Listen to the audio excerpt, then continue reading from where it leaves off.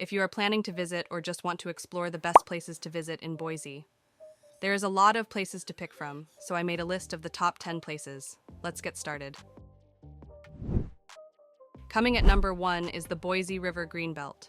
This trail follows the river for 25 miles. It offers places to unwind and opportunities to see wildlife. You can see herons, ducks, owls, eagles, osprey, and deer in passing. You can start at Whitewater Park and go towards Veterans Park. It's the best path, but I'd like to walk from about 13th Street to the Garden City. It's about 3+ miles round trip. And Garden City out to Eagle is also great, and it's not very busy. If you are looking for the A gravel path, then Park Center to Boune is nice, but first half is paved. You can continue to Barber Park or cross the bridge at Boune and head up through Marianne Williams Park to Barber Pools on the opposite side of the river. Our next stop is a large urban park, Julia Davis Park. This park is a cultural haven in the middle of Boise. In 1907, it was created by Thomas Davis as a memorial to his beloved wife, Julia. He donated 43 acres of land. You can walk through the colorful flowers and children having fun on the playground. It has a zoo, Zoo Boise, Rose Gardens, Boise Art Museum, and Idaho Historical Museum. You can spend a whole day exploring both museums, and parking here is reserved for patrons only. If you are staying longer than 2 hours, you have to get visitor parking pass when you purchase the ticket. Right across the road is the Idaho Anne Frank Human Rights Memorial. It was built by the Wasmuth Center for Human Rights as an educational park.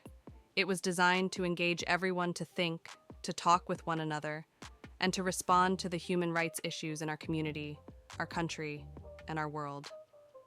The memorial has a beautiful statue of Anne Frank with words of human rights advocates. They have the quote wall. It took years to settle on 60+ quotes about humanity. Also, the BSU art building is right across the river and worth seeing.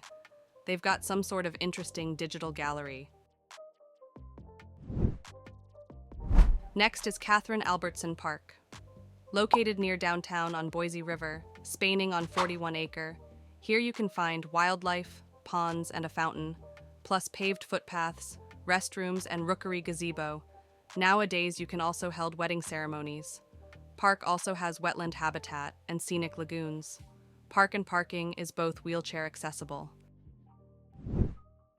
Next on our list is the Idaho Botanical Garden. Located in the historic Old Penitentiary district of Boise, you have to take a walk up Table Rock to see the gardens. It's a 501 nonprofit organization dedicated to connecting people, plants, and nature. It has a meditation garden and an heirloom rose garden. You can walk through fragrant flowers like butterflies. You can attend different concerts and seasonal activities.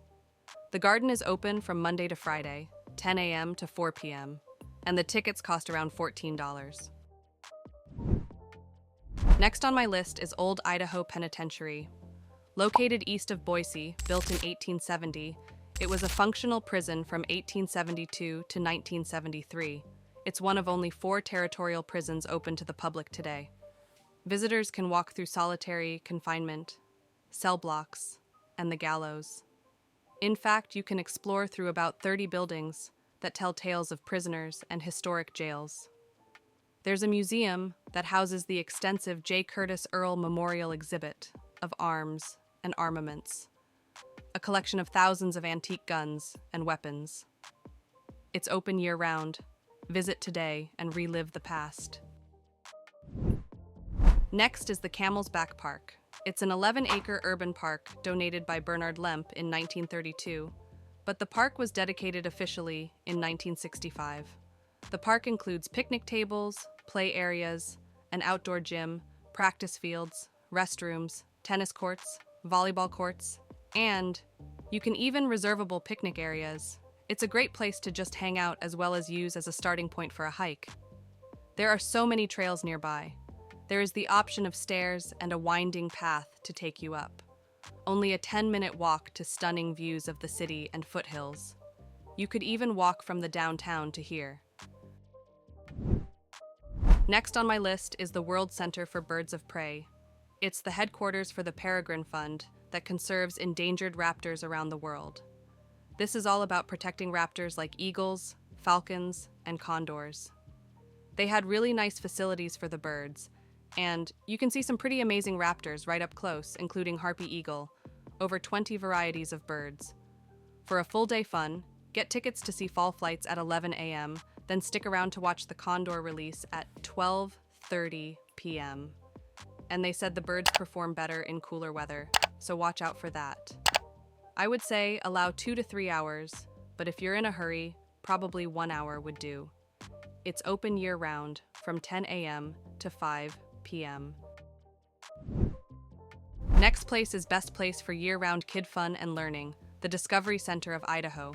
Within walking distance from downtown, it's the only hands-on science center in the city, with a mission to inspire lifelong interest and learning in science, technology, engineering, and maths.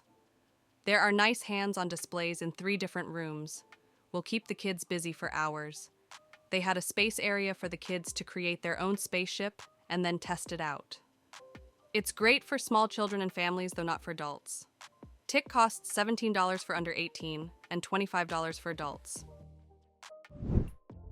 Starting with the free-to-enter nature preserve, Morrison-Knudsen Nature Center, shortly known as the MK Center. Opened in 1990, situated along the river trail in downtown. It offers a unique wildlife experience on a 4.6-acre site along the Boise River greenbelt. This is a little nature center where you can walk around and enjoy the stream walk. Underwater viewing windows give a fisheye view of the stream. There is a mini waterfall, big pond with fish and ducks, a garden area with butterflies, bees, and wasps.